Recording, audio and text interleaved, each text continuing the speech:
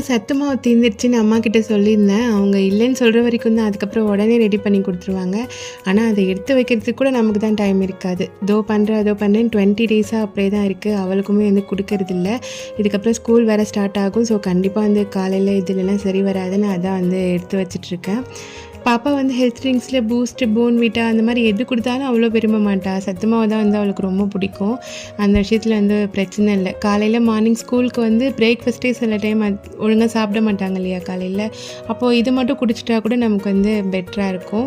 Evening போலவே night டின்னருக்கான தக்காளி சட்னி வந்து ரெடி பண்ணிட்டுருந்தேன். அது கூடவே வந்து வெங்காயம் நிறையா கட் பண்ணி அதில் வெங்காய போண்டா தான் வந்து ஈவினிங் ஸ்நாக்ஸ் பண்ணியிருந்தேன்.